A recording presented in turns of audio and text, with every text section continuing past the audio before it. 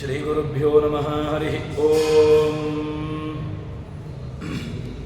ವ್ಯಾಸಾಯ ಭವನಾಶಾಯ ಶ್ರೀಶಾಯ ಗುಣರಾಶಯೇ ಹೃದ್ಯಾಯ ಶುದ್ಧವಿದ್ಯಾಯ ಮಧ್ವಾಯ ಚ ನಮೋ ನಮಃ.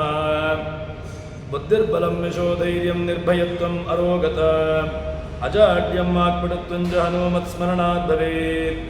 ಭವತಿ ನುಭಾವಾದೇಡಮೋ ಕೋಪಿ ವಾಗ್ಮೀಡಮತಿರಪಿ ಜಂತುರ್ಜಾಯತೆ ಪ್ರಾಜ್ಞಮೌಲಿಃ. सकलवचनचेतो देवता भारती सा मम वचसि धत्तां सन्निधिं मानसे च. तपो विद्या विरक्त्यादिसद्गुणौघाकरानहं वादिराजगुरून् वन्दे हयग्रीवपदाश्रयान्. मिथ्यासिद्धान्तदुर्ध्वान्तविध्वंसनविचक्षणः जयतीर्थाख्यतरणिः वासतां नो हृदम्बरे. अर्थिकल्पितकल्पोऽयं प्रत्यर्थिगजकेसरी व्यासतीर्थगुरुर्भूयादस्मदिष्टार्थसिद्धये. दुर्वादिध्वान्तरवये वैष्णवीं देवरीन्दवे श्रीराघवेन्द्रगुरवे नमोऽत्यन्तदयालवे. ब्रह्मचर्य हरिप्रीतसुविद्यावादशालिनः इष्टदान् कष्टहर्तॄन्नः विद्यामान्यान् मुनीन् नुमः. श्रीगुरुभ्यो नमः. हरिः ओम्.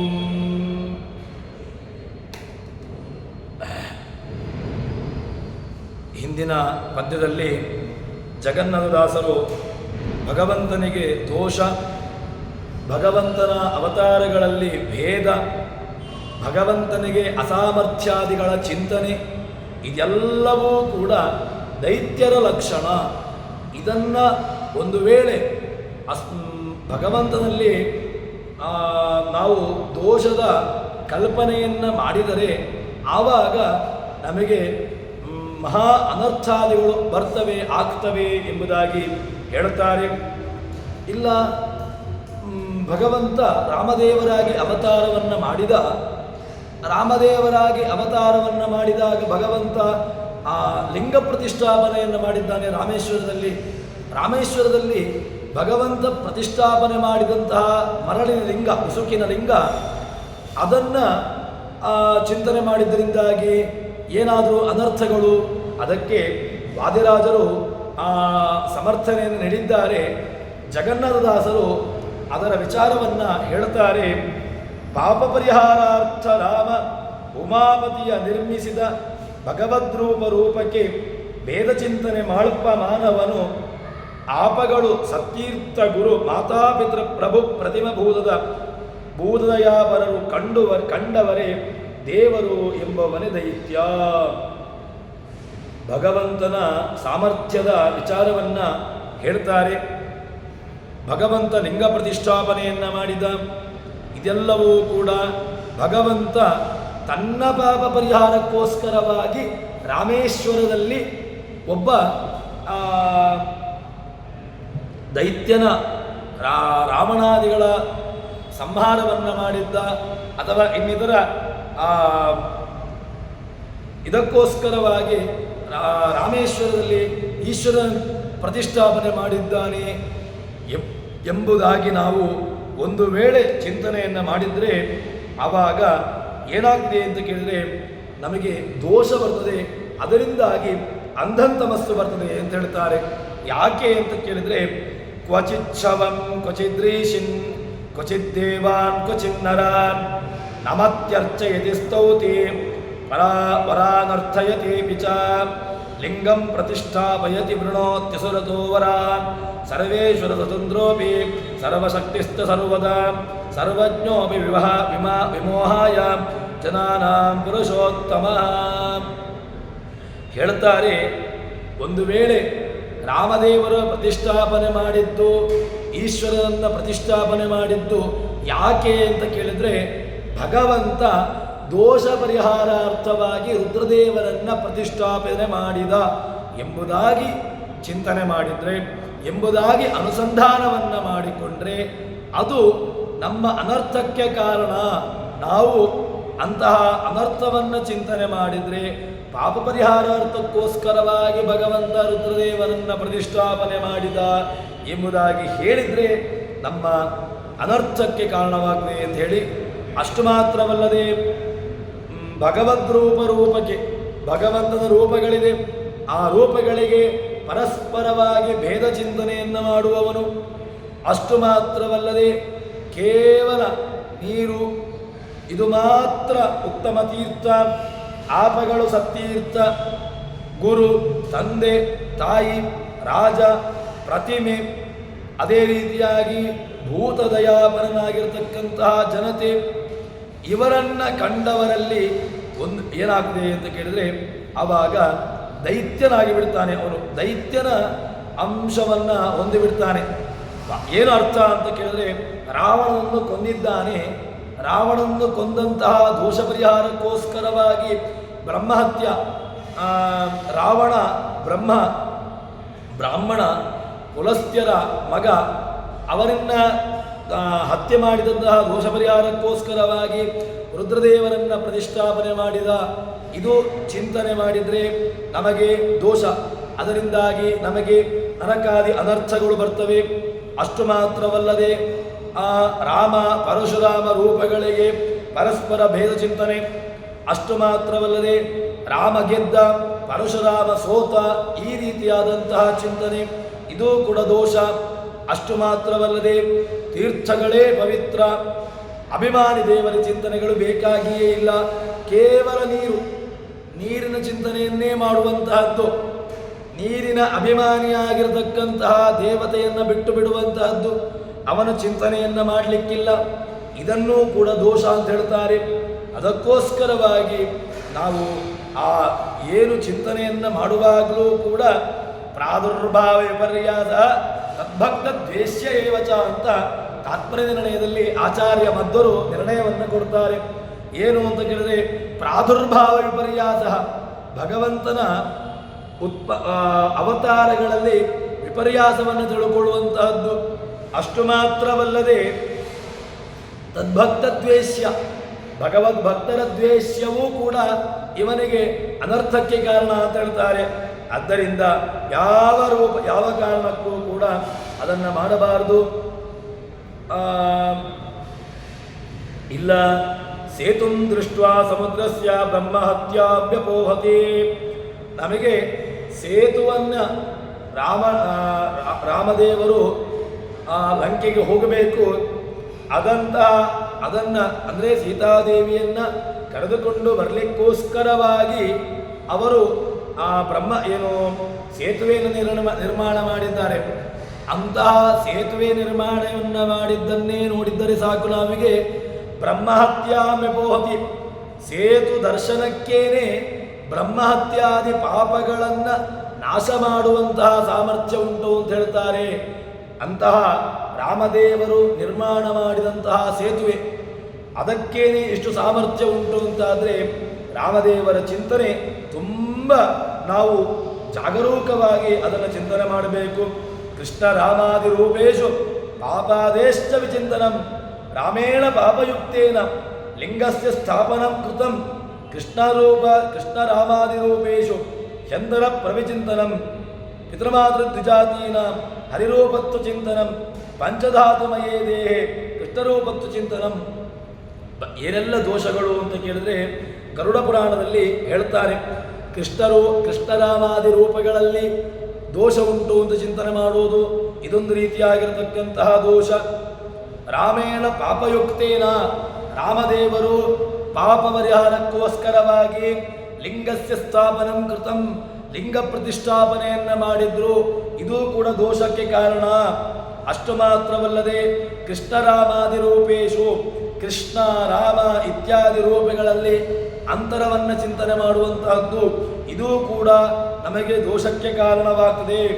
ಅಷ್ಟು ಹೀಗೆ ಅದೇ ರೀತಿಯಾಗಿ ಅವರನ್ನು ಜಾತಿ ಅಂದರೆ ಬ್ರಹ್ಮಜಾತಿ, ಕ್ಷತ್ರಿಯ ಜಾತಿ, ಈ ರೀತಿಯಾಗಿರ್ತಕ್ಕಂತಹ ಜಾತಿಯನ್ನು ಚಿಂತನೆ ಮಾಡುವಂತಹದ್ದು ಕೂಡ ನಮಗೆ ದೋಷಕ್ಕೆ ಕಾರಣವಾಗ್ತದೆ. ದೋಷದಿಂದಾಗಿ ಅದು ನಮಗೆ ಅನರ್ಥವನ್ನು, ಯಾವ ರೀತಿಯಾದಂತಹ ಅನರ್ಥ ಅಂತ ಕೇಳಿದ್ರೆ ನಮ್ಮ ಅಂಧಂತಮಸ್ಸು ಇತ್ಯಾದಿಗಳಾಗುವಂತಹ ಕೆಲವು ಸಂದರ್ಭದಲ್ಲಿ ಅದಕ್ಕೋಸ್ಕರವಾಗಿ ತುಂಬ ಎಚ್ಚರಿಕೆಯಲ್ಲಿ ನಾವು ಚಿಂತನೆಯನ್ನು ಮಾಡಬೇಕು. ಪಂಚಧಾತುಮಯೇ ದೇಹೆ, ಇನ್ನು ಕೃಷ್ಣದೇವರನ್ನ, ರಾಮದೇವರನ್ನ, ವಸಿಷ್ಠ ವೇದವ್ಯಾಸಾದ ರೂಪಗಳನ್ನು ಪಂಚಧಾತುಮಯ ಅದು ಪಂಚಧಾತುಗಳಿಂದ ಉಂಟಾದಂತಹದ್ದು ಎಂಬುದಾಗಿ ಚಿಂತನೆ ಮಾಡಿದ್ರೂ ಕೂಡ ನಮಗೆ ದೋಷ ಅಂಟಿಕೊಳ್ಳುವಂತಹದ್ದು. ಅದಕ್ಕೋಸ್ಕರ ಯಾವುದೇ ಕಾಲದಲ್ಲಿಯೂ ಕೂಡ ನಾವು ಚಿಂತನೆಯನ್ನು ಮಾಡುವಾಗ ತುಂಬ ಜಾಗರೂಕವಾಗಿ ಚಿಂತನೆಯನ್ನು ಮಾಡಬೇಕು ವಾಸ್ತವಿಕವಾಗಿ.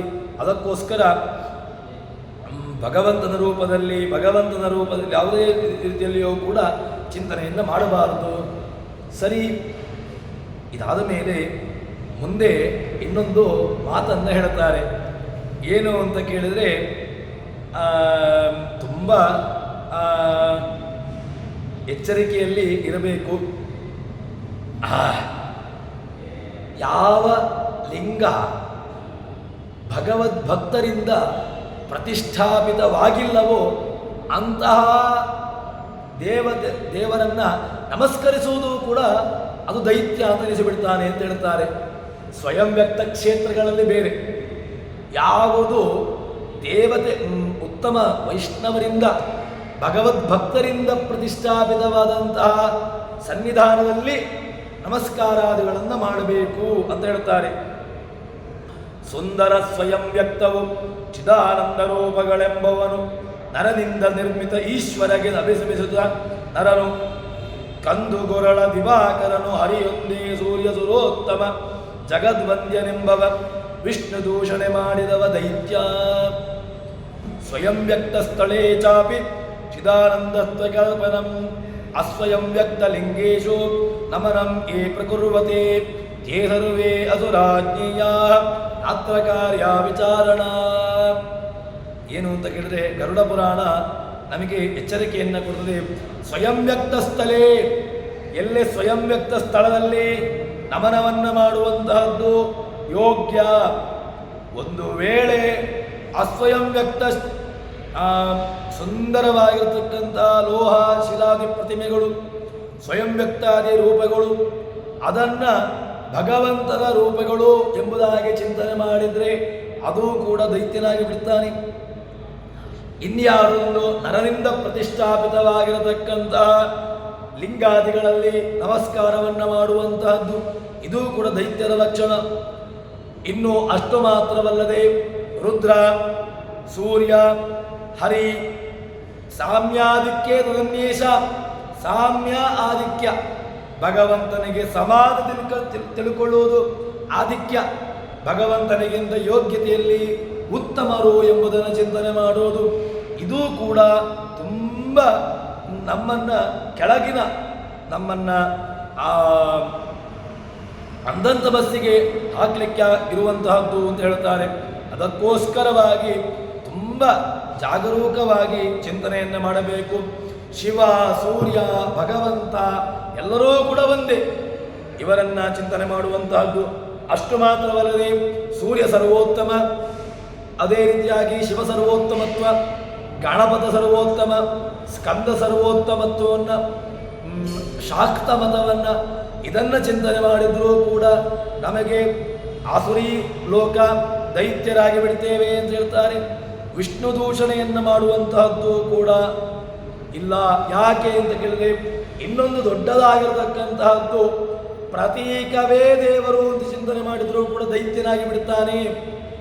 ನ ಪ್ರತೀಕೇ ನ ಹಿ ಸಹ ಆಚಾರ್ಯ ವೇದವ್ಯಾಸರ ಸೂತ್ರ. ಪ್ರತೀಕವೇ ದೇವರಲ್ಲ, ಪ್ರತೀಕದಲ್ಲಿ ದೇವರು.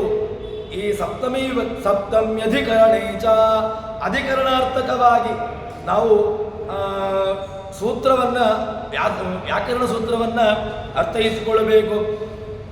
ಏನು ನಮಗೆ ಈ ಅಧಿಷ್ಠಾನ ಏನು ಪ್ರತೀಕಗಳು, ರಾಮನ ವಿಗ್ರಹವೇ ದೇವರಲ್ಲ, ರಾಮನ ವಿಗ್ರಹದಲ್ಲಿ ದೇವರನ್ನು ಕಲ್ಪನೆ ಮಾಡಬೇಕು. ಯಾವುದು ಶ್ರೀನಿವಾಸನ ವಿಗ್ರಹವೇ ದೇವರಲ್ಲ, ಶ್ರೀನಿವಾಸನ ವಿಗ್ರಹದಲ್ಲಿ ಒಳಗೆ ಒಂದು ಅತ್ಯದ್ಭುತವಾದಂತಹ ಸಚ್ಚಿದಾನಂದಾತ್ಮಕವಾಗಿರತಕ್ಕಂತಹ ರೂಪ ಇದೆ ಎಂಬುದನ್ನು ಚಿಂತನೆ ಮಾಡಬೇಕು.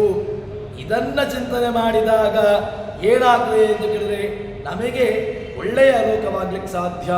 ಅದಕ್ಕೋಸ್ಕರವಾಗಿ ತುಂಬ ಎಚ್ಚರಿಕೆಯಲ್ಲಿ ನಾವು ಉಪಾಸನೆಯನ್ನು ಮಾಡಬೇಕು.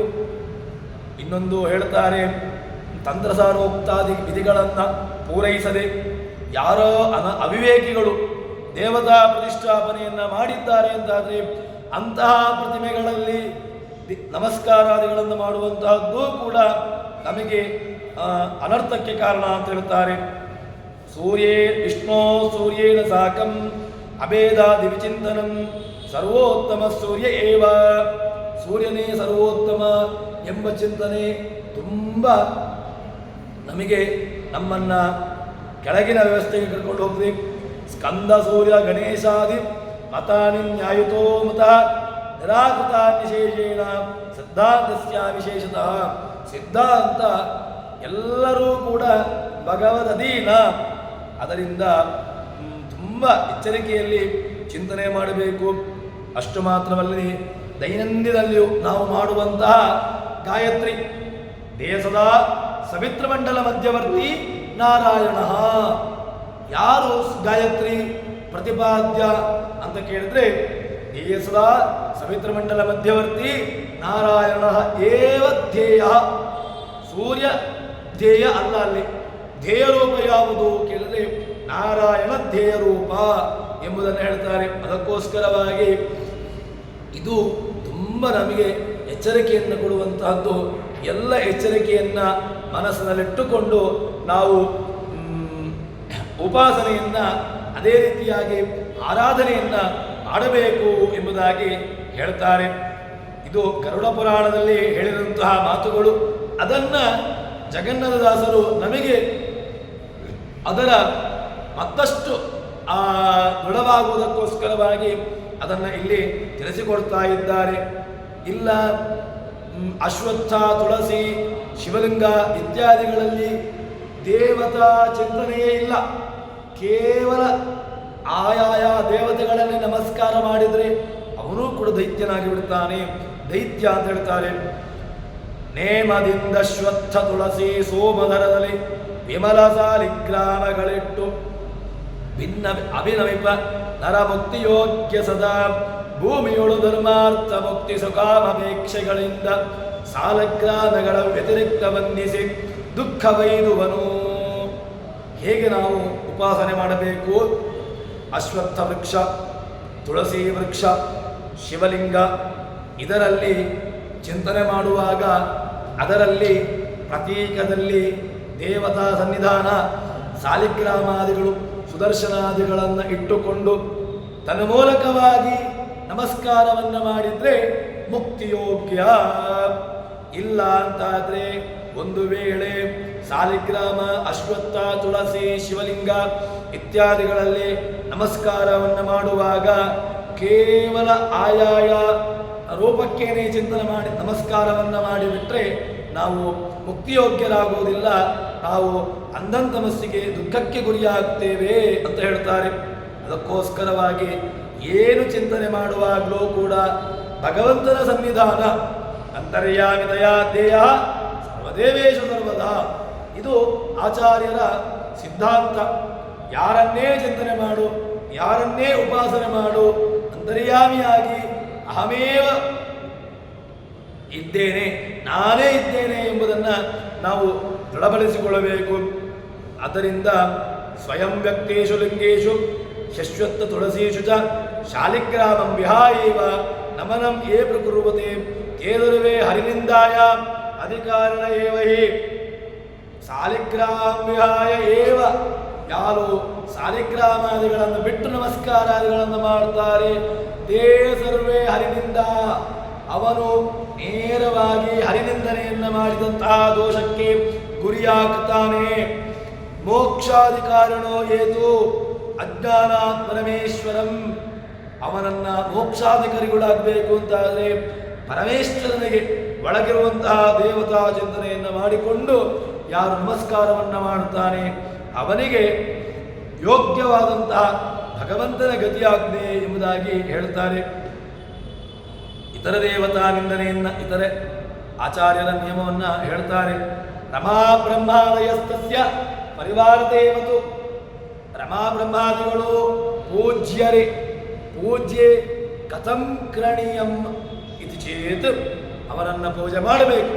ಹೇಗೆ ಮಾಡಬೇಕು ಅಂತ ಕೇಳಿದ್ರೆ ಅಂತರ್ಯಾಮಿತಯಾದ್ಯಯ, ಅಂತರ್ಯಾಮಿ ಒಳಗೆ ಒಂದು ಭಗವಂತನ ರೂಪಗಳನ್ನು, ರಮಾ ಬ್ರಹ್ಮಾದಿಗಳು ಭಗವಂತನ ಪರಿವಾರ ಎಂಬುದನ್ನು ಚಿಂತನೆ ಮಾಡಬೇಕು.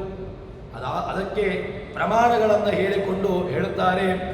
ವಿತತ ಮಹಿಮನ ಬಿಟ್ಟು ಸುರರಿಗೆ ಪೃಥಕು ವಂದನೆ ಮಾಡಪ್ಪ ಮಾನವ ತಿಥಿಜನೇಸರಿ ಹರಿಯುತ ಸಂಸ್ಥಿತ ನೀಸಿನಲ್ಲಿ ವ್ಯಾಪ್ತನಾಗಿರತಕ್ಕಂತಹ ಭಗವಂತ ಅವನನ್ನ ಬಿಟ್ಟು, ವಿಷ್ಣುವನ್ನ ಬಿಟ್ಟು ಇತರ ದೇವತೆಗಳಿಗೆ ಪ್ರತ್ಯೇಕವಾಗಿ ನಮನವನ್ನು ಮಾಡುವಂತಹದ್ದು. ಯಾರನ್ನೇ ನಮಸ್ಕಾರ ಮಾಡಿದ್ರೂ ಕೂಡ ಸೇರುವುದು ನನಗೇನೆ.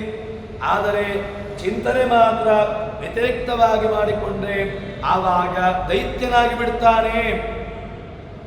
ಭಗವಂತ ಸನ್ನಿಹಿತನಾಗದೇ ಇರತಕ್ಕಂಥವಲ್ಲಿ ನಾವು ಚಿಂತನೆ ಮಾಡಿದರೆ ಆವಾಗ ನಮಗೆ ಅನರ್ಥಗಳಾಗ್ತದೆ ಅಂತ ಹೇಳ್ತಾರೆ.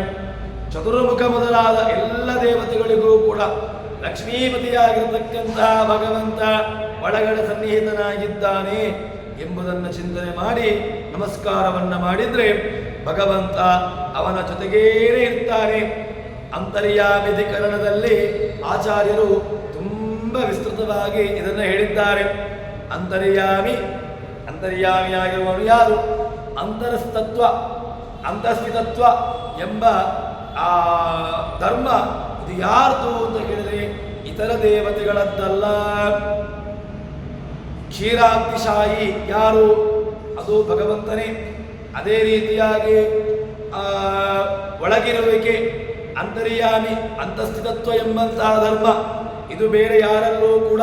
ಹ್ರೀಶ್ಚತೆ ಲಕ್ಷ್ಮೀಶ್ಚವತ್ನ್ಯೋ ಅಹೋರಾತ್ರೇ ಪಾರ್ಶ್ವೇ ನಕ್ಷತ್ರಾಣಿ ರೂಪಂ ಎಲ್ಲವೂ ಕೂಡ ಲಕ್ಷ್ಮೀಪತಿತ್ವ ಲಿಂಗ.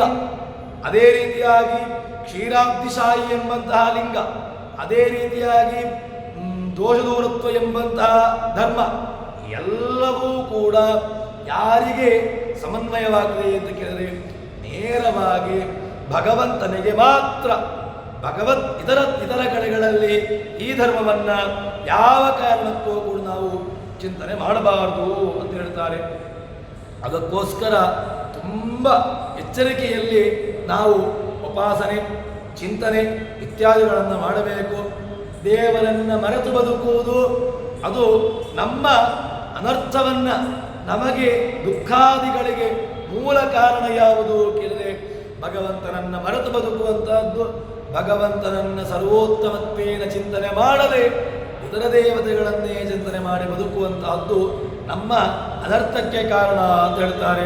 ಅದಕ್ಕೋಸ್ಕರ ಒಳಗಿರತಕ್ಕಂತಹ ಭಗವಂತನನ್ನು ಚಿಂತನೆ ಮಾಡ್ತಾ ತಾನು ಆರಾಧನೆಯನ್ನು ಮಾಡಬೇಕು ಅಂತೇಳಿ, ಅದಾದ ಮೇಲೆ ಯಾರು ಇತರೆ ಹೇಳ್ತಾರೆ ತುಂಬ ಶೈವ ಶೂದ್ರಕರಾರ್ಚಿತ ಮಹಾ ದೇವವಾಯು ಹರಿಪ್ರತಿಮೆ,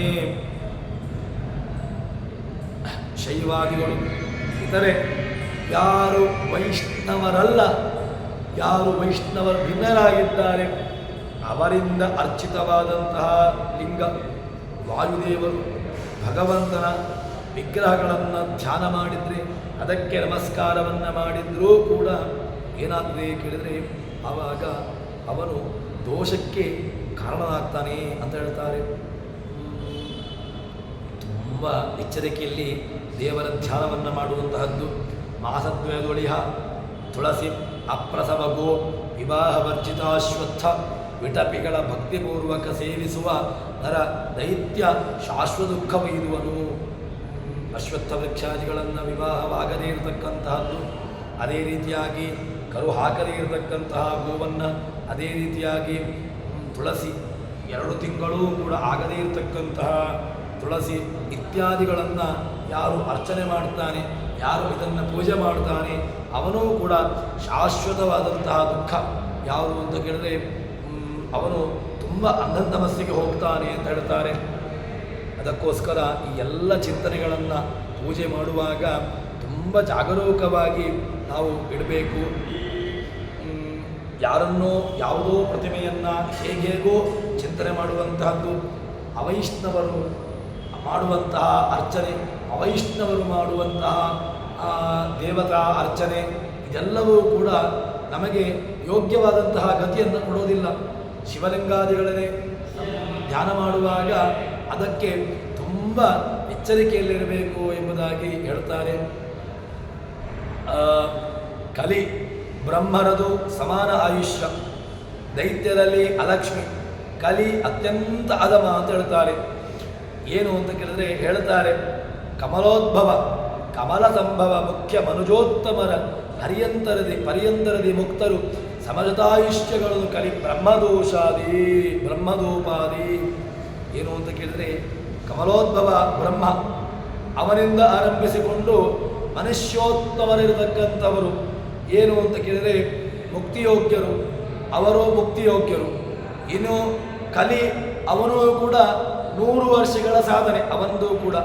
ಯಾವಾಗ ಬ್ರಹ್ಮದೇವರು ತಮ್ಮ ಯೋಗ್ಯ ಸಾಧನೆ ಭಗವಂತನಲ್ಲಿ ಯೋಗ್ಯವಾದಂತಹ ಭಕ್ತಿಯನ್ನು ಮಾಡಿ ತಾವು ಮುಕ್ತಿಯನ್ನು ಹೊಂದಾರೋ ಅದೇ ಕಾಲದಲ್ಲಿ ವಾಯುದೇವರ ಗದಾಪ್ರಹಾರದಿಂದ ಕಲಿ ತಾನು ಅಂಧಂತಮಸ್ಸನ್ನು ಸೇರ್ತಾನೆ.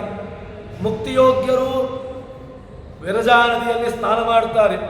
ವಿರಜಾ ನದಿಯಲ್ಲಿ ಸ್ನಾನ ಮಾಡಿದ ಮೇಲೆ ಅವರ ಲಿಂಗದೇಹ ಭಂಗವಾಗ್ತದೆ. ಲಿಂಗದೇಹ ಭಂಗವಾದಾಗ ಯೋಗ್ಯರಿಗೆ ಮುಕ್ತಿಯೋಗ್ಯರಿಗೆ ಮೋಕ್ಷ. ಕಲಿಗೆ ಯಾವಾಗ ಮೋಕ್ಷ ಅಂತ ಕೇಳಿದ್ರೆ ಕಲಿಯ ಲಿಂಗದೇಹ ಭಂಗವಾಗಬೇಕು. ಕಲಿಯ ಲಿಂಗದೇಹ ಭಂಗವಾಗುವುದು ಯಾವಾಗ ಅಂತ ಕೇಳಿದ್ರೆ ಪ್ರಾಣದೇವರ ಗದಾಪ್ರಹಾರದಿಂದಾಗಿ ಕಲಿಯ ದೇಹ ಭಂಗವಾಗ್ತದೆ. ಕಲಿಯ ದೇಹ ಭಂಗವಾದ ಮೇಲೆ ಅವನು ಅಂಧಂತಮಸ್ಸನ್ನು ಸೇರಿಕೊಳ್ತಾನೆ ಅಂತ ಹೇಳ್ತಾರೆ.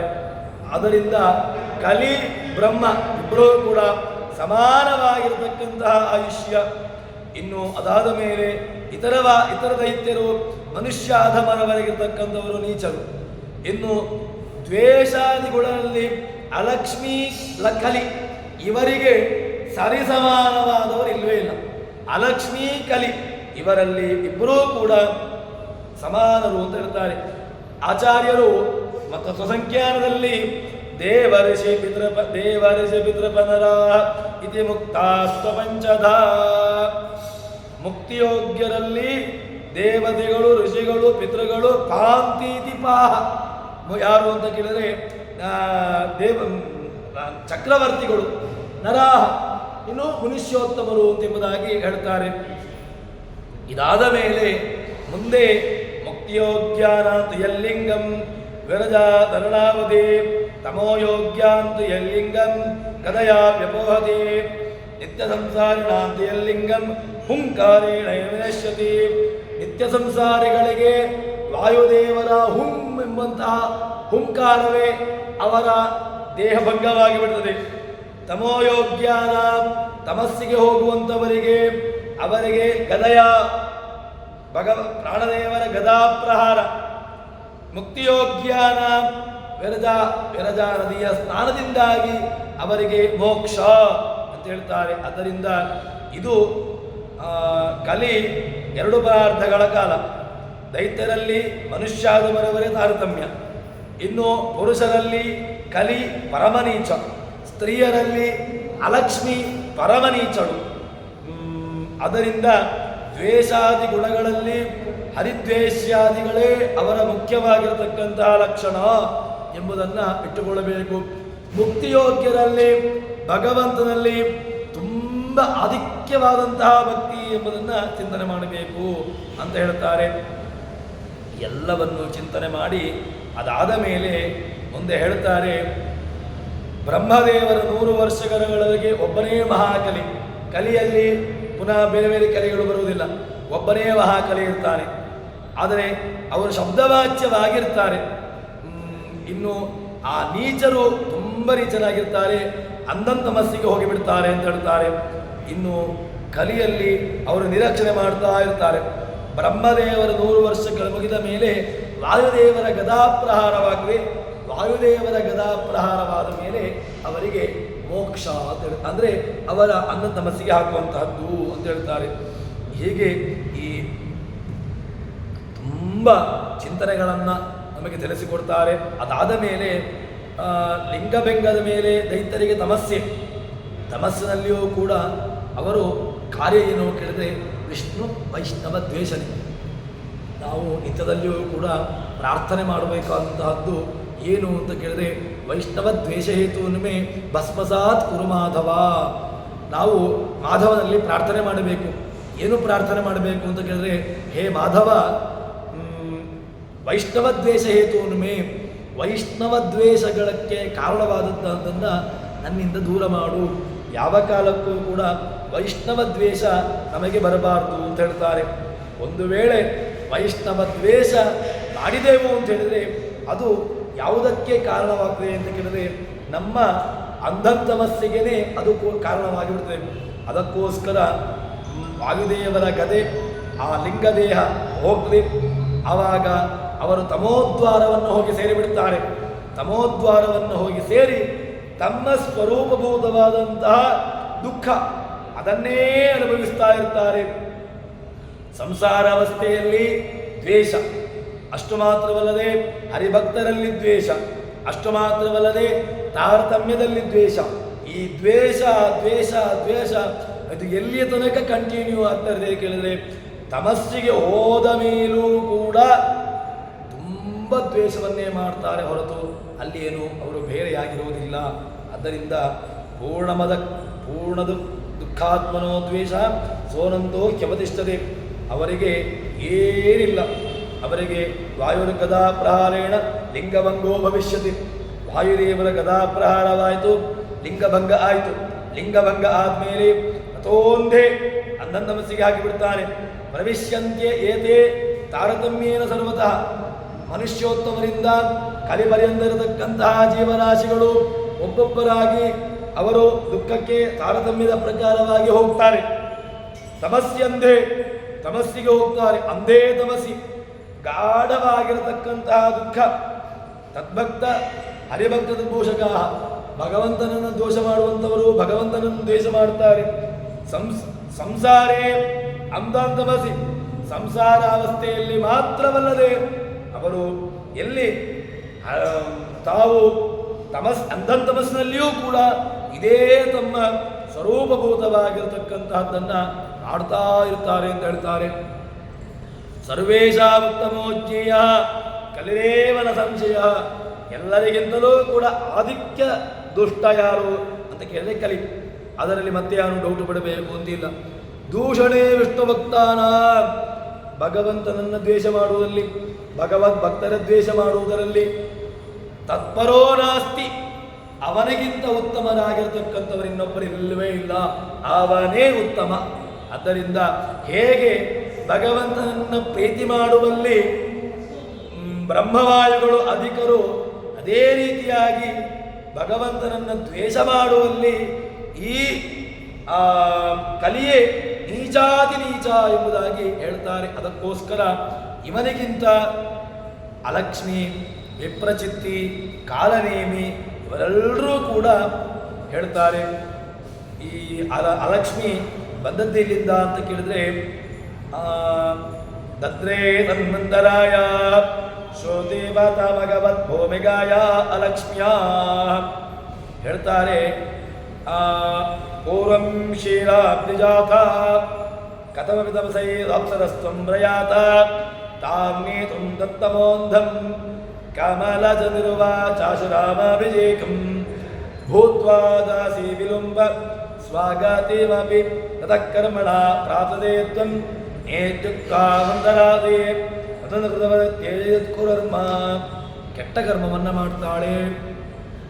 ತನ್ಮಂತರಾಯ, ಮಂಥರೆಯಾಗಿ, ಅವಳಲ್ಲಿ ಮಂಥರೆಯಾಗಿರ್ತಕ್ಕಂಥವಳು. ಆ ಮಂಥರೆ ಯಾರು ಅಂತ ಕೇಳಿದ್ರೆ ಅವಳು ಅಲಕ್ಷ್ಮಿ. ದದ್ರೆ ತನ್ಮಂಥರಾಯ, ಒಳಗೆ ಅಲಕ್ಷ್ಮೀಭೂತಳಾಗಿ ರಾಮದೇವರ ರಾಜ್ಯಾಭಿಷೇಕವನ್ನು ಅದನ್ನು ನಿಲ್ಲಿಸ್ತಾಳೆ. ಅಷ್ಟು ಮಾತ್ರವಲ್ಲದೆ ತಾನು ಬ್ರಹ್ಮದೇವರ ಒಂದು ವರವನ್ನು ಪಡೆದುಕೊಂಡು ಕಥಮವಿಧವೇ ಅಪ್ಸರತ್ವಂ, ತಾನು ಆ ಅಪ್ಸರಾಸ್ತ್ರೀಯನ್ನು ತಾನು ಹೊಂದುತ್ತಾಳೆ. ಈ ಅಪ್ಸರಾಸ್ತ್ರೀ ಅದು ವಾಸ್ತವಿಕವಾಗಿರತಕ್ಕಂತಹದ್ದಲ್ಲ. ಅಪ್ಸರತ್ವ ಹೇಗೆ ಬಂದದ್ದು? ಒಳಗಿರುವಂತಹದ್ದು ಸಹಜವಾಗಿರತಕ್ಕಂತಹದ್ದು. ಆದರೆ ಹೊರಗಡೆ ಕೇವಲ ಆ ರೂಪದಲ್ಲಿ ಮಾತ್ರ ತಾನು ಇರುವಂತಹದ್ದು. ಆದ್ದರಿಂದ ಈ ರೀತಿಯಾಗಿರತಕ್ಕಂತಹ ರೀತಿಯಲ್ಲಿ ತಾನು ರಾಮದೇವರ ಕಾರ್ಯವನ್ನು ನಿಲ್ಲಿಸಿರತಕ್ಕಂಥವಳು ಎಂಬುದಾಗಿ ಹೇಳ್ತಾರೆ. ಆದ್ದರಿಂದ ಈ ಚಿಂತನೆ ನಾವು ಹೇಗೆ ಭಗವಂತನ ಭಕ್ತರಲ್ಲಿ ನಾವು ಚಿಂತನೆ ಮಾಡ್ತೇವೆಯೋ ಅದೇ ರೀತಿಯಾಗಿ ದೈತ್ಯರಲ್ಲಿಯೂ ಕೂಡ ಈ ಕೆಟಗರಿ ಎಂಬುದಿದೆ ಎಂಬುದನ್ನು ಹೇಳ್ತಾರೆ. ಹೀಗೆ ಈ ದೈತ್ಯರ ಚಿಂತನೆಯನ್ನು ಕೊಡ್ತಾ ಇದ್ದಾರೆ. ಗರುಡ ಪುರಾಣ ತಾತ್ಪರ್ಯ ನಿರ್ಣಯದ ಹಿನ್ನೆಲೆಯಲ್ಲಿ, ಆಚಾರ್ಯರ ಶಾಸ್ತ್ರಗಳ ಹಿನ್ನೆಲೆಯಲ್ಲಿ, ಪುರಾಣಗಳ ಹಿನ್ನೆಲೆಯಲ್ಲಿ ನಮಗೆ ಜಗನ್ನಾಥದಾಸರು ಚಿಂತನೆಯನ್ನು ಕೊಡ್ತಾ ಇದ್ದಾರೆ. ಇದರ ಮುಂದಿನ ಭಾಗವನ್ನು ಮುಂದೆ ನೋಡೋಣ ಅಂತ ಹೇಳುವಲ್ಲಿ ಹರಿಪ್ರಿಯತಾ ಶ್ರೀಕೃಷ್ಣಾರ್ಪಣಮಸ್ತು.